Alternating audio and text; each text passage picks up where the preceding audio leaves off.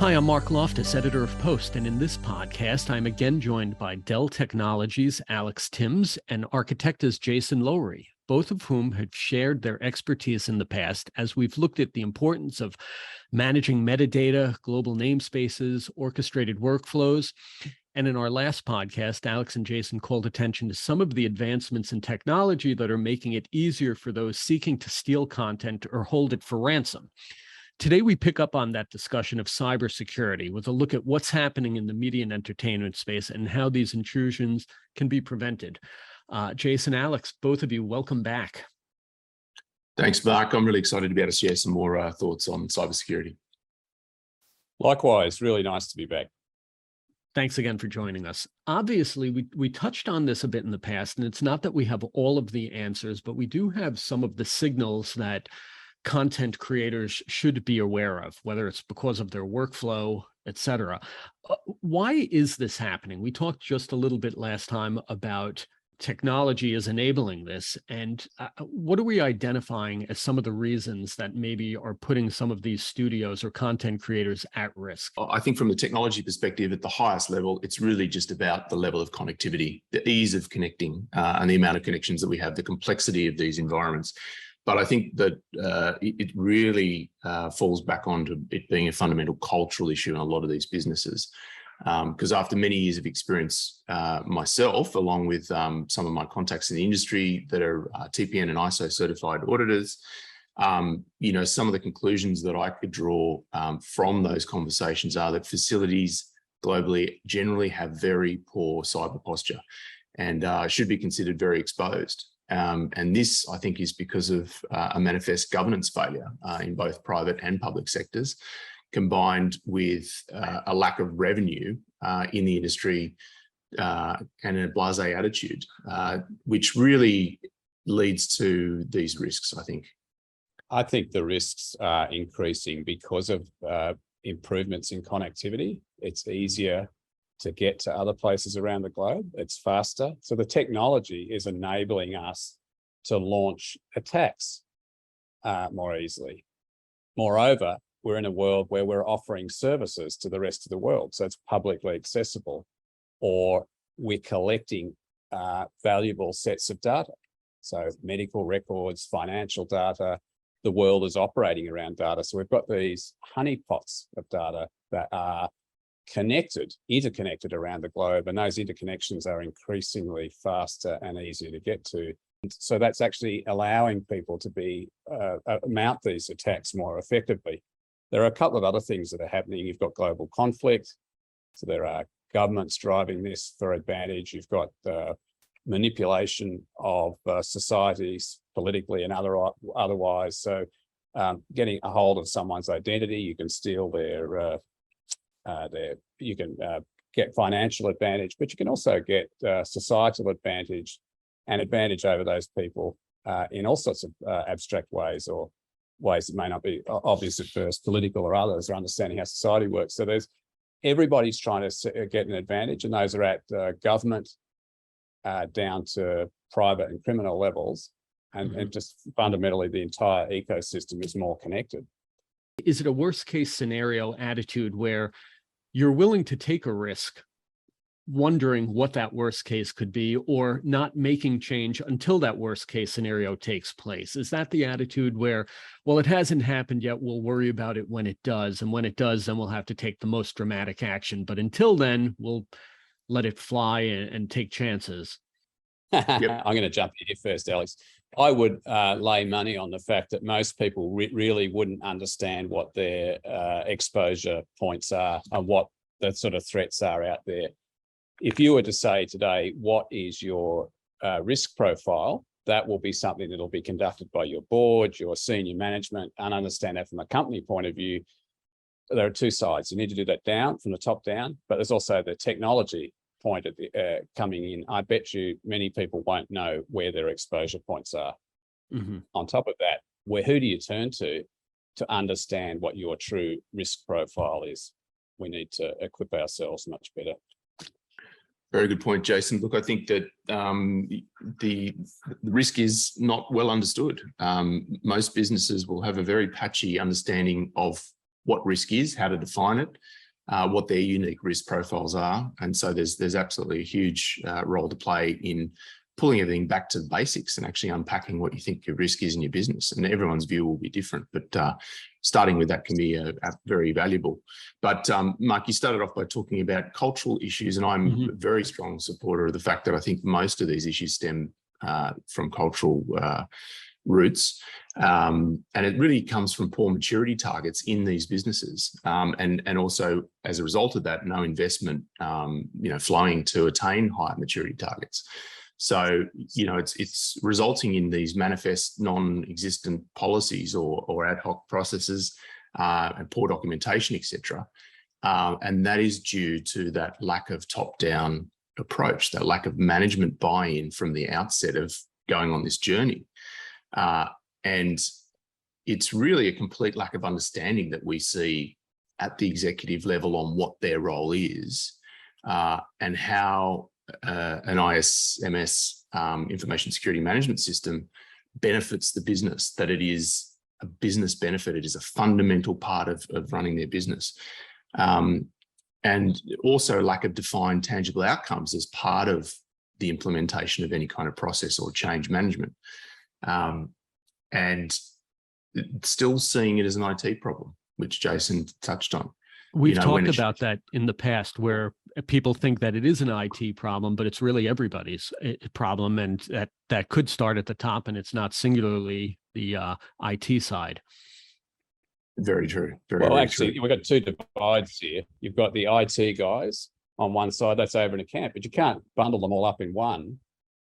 How do you know as an entity that your IT people or persons are appropriately equipped to deal with a modern cyber environment? The answer is you probably don't.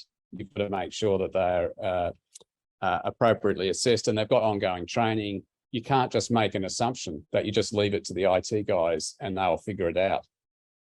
That's poor risk management. Since we last spoke, Marc, there are just every week, maybe every few days, there are stories of people being broken into, data stolen, held to ransom. I don't know whether it's empirically the case, but it feels like the intensity is increasing. It's like a hot summer. But why is that? I'm sure some of the companies that have been broken into, if they haven't got a cyber resilience strategy in place, then that's in a way a bit negligent. They haven't actually addressed one of their key risks. If they have, and that's what I believe, that they will have made an attempt to have this in place, then it hasn't been effective. So the question is, why hasn't it been effective? So it doesn't matter that we say we've got one. If it's not effective, then it's not useful. So we're really got to have an honest conversation about what we do know and what we don't know and what we need to know, the known knowns and the unknown unknowns, and come to grips with that. It's interesting you talk about how effective it is. I mean, you see these trusted partner networks that come together to kind of create best practices. I was at the NAB show in New York last week, and there were a number of manufacturers talking about how their solutions protect you. But how qualified is that? I mean, when you buy into this and you're thinking that everything is protected, is it, or are you getting a false sense of security? And do you not know until it's too late? You aren't protected by default. The technology is not going to protect you by default. Technology can be aligned with a best practice, and they can certainly build into any kind of solution an alignment with the best practices, and so that you're more likely to be able to position that in your environment as a trusted solution. But without the fundamental governance, policy, and talent to be able to deliver that into your organization, you're just as exposed as you would otherwise be, I think. And I think that has the potential to create a false sense of security. So there's many pieces of this puzzle, and they all need to be considered, not just getting a tick next to a validation box. Actually, who does the validation? Is that self-validated, or is there independent validation? Unless it's independently validated, I'm not sure that it has that much merit. You need, in effect, independent validation. That means you're prepared to open yourself up to scrutiny to others. And the first rule of security is you should not have security through obscurity. you need to open up what you're doing and allow yourself to be challenged about your processes. That means other people can pick holes in it, because if they don't, then someone who's seeking to gain advantage will find a hole. So you need to get validation that what you're using, but then it is a whole system. So just because one point solution in the technology stack protects a certain amount of data or information or valuable assets, there's a whole ecosystem out there. Let's look at the ways in which people gain advantage. We know about ransomware, where people encrypt your data and then say that they'll unlock it if you pay them a fee. That's fine. I think technology can help us with that and close that gap. We still need humans to be aware of these things happening and astute to anomalies in the system in order to pick up these events happening. But technology can help us a lot there. The theft of data is a trickier area to deal with. I think technology can help us here if they see a flow of data from somewhere from one place to another, an unusual flow. We've got to monitor those. But in reality, you can't stop someone taking a photo of the screen and printing it off and taking it to somewhere else. That's really hard. So for that, you need intelligence out there to be monitoring behavior. So you know that a person had access to information, and they've got connectivity to someone else who then actually gains advantage from that. That's a bigger intelligence question. But I think from a technology point of view, we can pick up a lot of these anomalies. We need to focus on that. But we need to be working culturally from the top down. No, we need to understand what those risks are and what we can and can't avoid, e.g. that really malicious attempt to steal things. But we need to build a culture around here that changes the way in which people operate. And that's not a technology solution. Jason, you had some thoughts on centralized versus decentralized data storage there, and how one could lead to more problems, or as opposed to an option of not having it all centralized. Do you want to talk a little bit about that, whether it's a danger to have centralized data storage? And obviously with connectivity, we're looking at global production these days. If you put all of your valuable assets in the one building, in the one safe, if you put all of your gold reserves in the world in one building, what do you think would happen? Everyone would be there trying to break into it. Yeah, it's a target. It's probably in some ways easier to defend because you've only got to defend one target. But if that target becomes compromised, all of it's gone. All your eggs in one basket.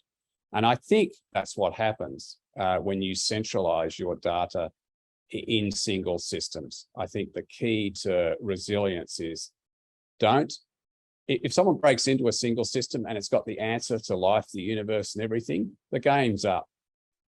If someone breaks in and steals your genetic identity, the game is up. You can never redact that. So the more information that's held in the one location, the more valuable it is to break into that. The way you break that down is you decentralize your information. So there's only one part of the pictures here, another's over here, or a small holding of data is in one location and the others. So as much as you can, decentralize your data. So if one system gets compromised, then you've only lost a small portion of the data. What do you think, Alex? Jason, completely agree. I mean, a good example of that is the recent compromise of a major ISP in Australia, where I think it was roughly 50% of Australia's population or thereabouts, experienced theft of data of some shape or form. And there are other businesses that experienced data loss in the ensuing weeks. So this is a big example of a significant bust, basically by someone breaking into a centralized system that contains that data. As a response to these attacks, and I'm not talking about the Australian government, but governments in general around the world, from what I've been seeing, often want to, centralize ID and become an authority in authentication, which is another form of data. The issue that I have with this is that, there are a number of issues. Firstly, that the trust that the public, that the private sector and the general public have in the public sector or government, it is at all-time lows, which offers some friction. But the point you made, I think, is the greatest point to make, which is when you centralize everything, guess which is the target that people are going to go after. So it means that there is going to be a lot more resource by these attackers just having to be focused on one target, which I think will always, logic says that it will always lead to heightened risk. And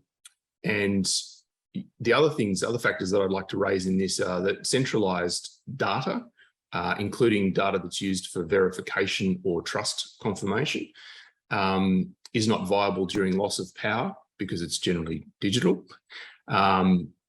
Issues with the power grid. We are entering a power, we're entering a period of significant energy crisis around the world.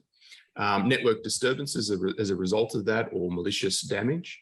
That's something now that's unfortunately a concern due to global conflict, weather events, and the energy shortages I mentioned. And I guess the last point I'd make there would probably be that, governments in general, and this is, not a criticism directly of them, but they're generally exposed because they don't have the same level of highly trained, highly experienced personnel in their employ due to the private sector, paying more or having more attractive roles. So it's just by virtue of the fact they are government, they're not necessarily going to have the caliber of people that you might find in the private sector. And so I think those factors combined mean that centralizing authority for trust or for transaction approval, or as Jason said, your data, your valuable data, is a really bad idea.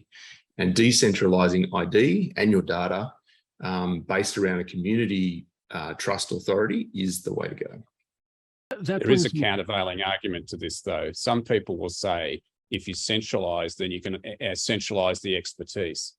So if you have too much decentralization, then the skill base is decentralized and diluted. There's some merit to that argument, but there's a level of hubris. Because as I said, if you put all of your gold reserves in one building, then you know that that's a significant threat. And it would be arrogant to say we have the world's best defenses to protect ourselves against there indefinitely. So we know those principles apply. Why would they be any different in the digital domain? I think what we really need to do is, if we've got decentralized or distributed systems, those distributed systems can operate under the same frameworks, or maybe they operate under parallel frameworks, because the methods of protection in one system shouldn't be precisely the same as the methods of protection in another. A different team might be involved because they're going to think differently.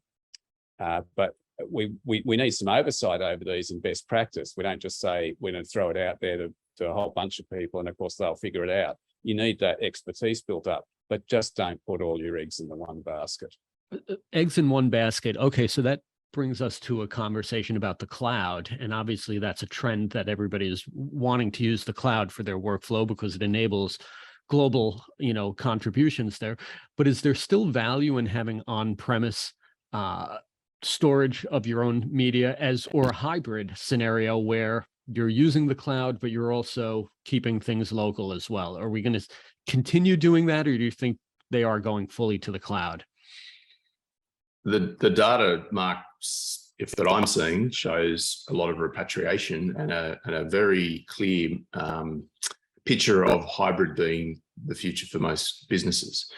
I think we've sort of touched on that in previous podcasts, but essentially any sort of perpetual workloads that you have a sort of minimum resource requirement around that is at a reasonable scale. If you keep it in the cloud, it's going to affect your cost of revenue quite substantially. And I think that's what a lot of these large companies, that were once startups that have grown are now realizing, and they're repatriating a lot of that data and compute back to on-prem because they're running it as a cost center, not as a profit center like the cloud is. But the cloud definitely plays a role in diversifying your, spreading your risk, I should say, and allows you to do a lot of things with low touch that result in a better security posture in terms of spreading that risk out, or being able to address some of those risks with turnkey solutions, because it's like a menu, like going to a restaurant where you get to pick off the menu. They're generally set up in a more likely to be set up in a best practices manner. So there's certainly value to the cloud, but that the cloud also adds a lot of complexity. The virtualization adds a lot of complexity. Containerization adds immense complexity. So unless, again, to Jason's point, that you've got the right people that deeply understand that environment and can respond to the changing nature of environments around the world, then you're equally, if not more, exposed, because you're now putting trust in a distributed environment that you might not have full visibility or control over. Let's explore this a little bit more. The cloud is not a magical place. It's a data center with computers in it. And those computers are often on virtualized infrastructure, which is shared amongst other people. So if you were to put all of your eggs in a single data center or a distributed data center or a single provider, is that provider prepared to underwrite the loss and the consequential damages due to cyber loss? So in other words, do they trust themselves enough that they would insure you against any loss? And the answer is going to be no, they won't. It's there to be used. So if that's a computer that's sitting in a data center somewhere or a compute infrastructure, what's the difference between that and on-premise?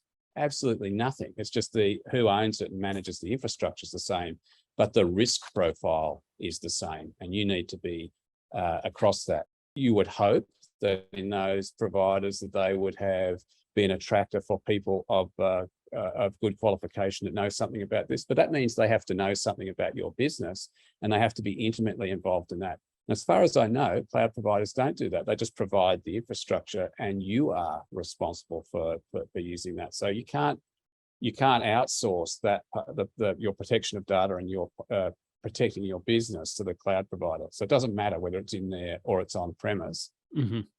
If you go entirely to the cloud, you've violated the principle that you've got all your eggs in one basket. So in a risky world, you must have your eggs in multiple baskets.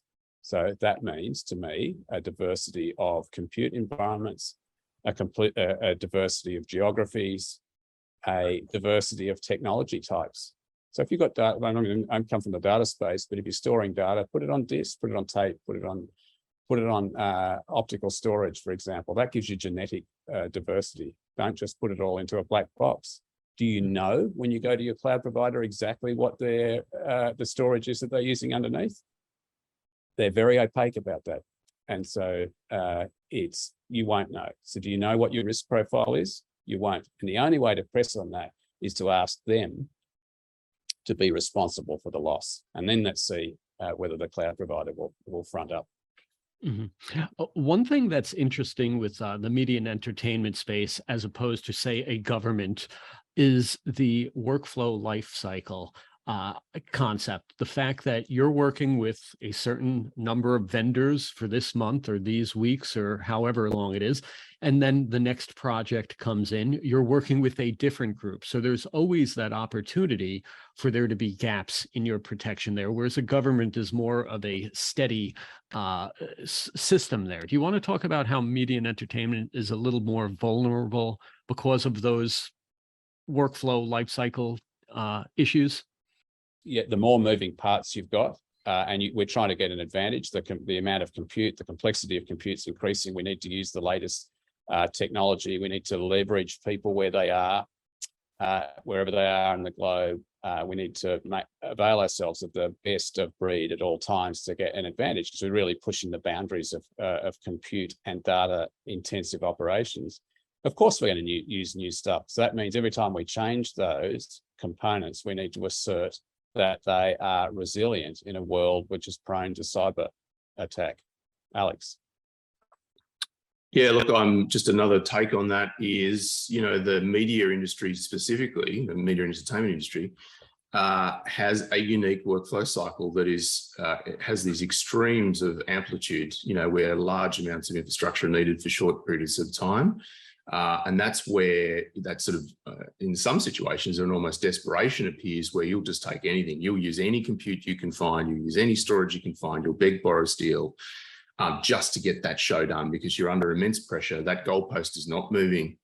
And so it's this massive, massive weight that is on the business, so you just need to get that show done. That is all that matters in that moment.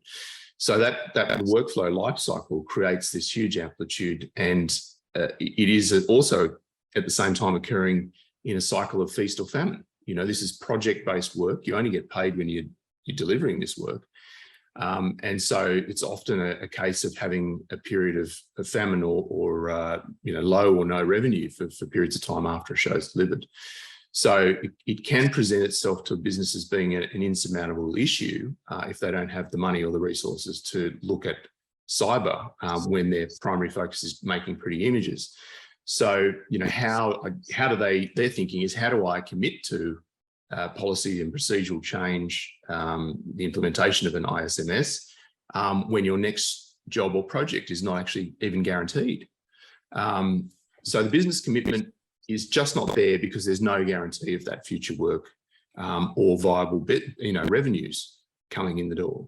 So, facilities can implement bits of this, and it will be patchy when they have enough resource to do so. And it's generally much more, a larger facility is much more likely to be able to invest the resource required because they have more constant revenue streams. So these smaller and mid-sized facilities, that are working week by week or month to month or, year to year, where they have no certainty beyond 12 months, they're going to be far less likely to be in a position to be able to make a lot of inroads into improving their cyber posture. And cyber is constantly moving. It's not like you just set something up, check a box, and you're good for 5 years. This is a daily exercise, and so it's understandable that the media and entertainment industry, by virtue of the way that they get work, they complete work, and they bid on work, that the smaller to mid-sized facilities that have less resources are going to be far less likely to be able to present a solid strategy around cyber, just because they don't have the resources. All right. Well, thanks again, guys. To wrap up, maybe there's a couple of points that we can leave our audience with, some of the issues that they should take into consideration when considering some of the cybersecurity threats out there. You want to start, Jason? Yeah, I do. I think you need to realize that cyber threats are real, and they're going to escalate, and they're going to impact your business. I think you need to put in place make it a key role in your organization. You need a chief information security officer. That person has to go alongside the CTO, the COO, et cetera, be treated like that, and as part of your business. It needs to be a part of your day-to-day operations. You've got to report on your cyber posture continuously. You can't just do it as a once-off. You need to understand your risks. You need to be honest. And you should never be polite. It's too late to be polite afterwards when someone's ruined your business and you can't operate, or you have to explain why people's private data, personal data, has been exposed. You don't want to be in that position. So you need to be critical, honest, and pull everything apart. And that's driven by someone who knows how to forensically pull apart your posture.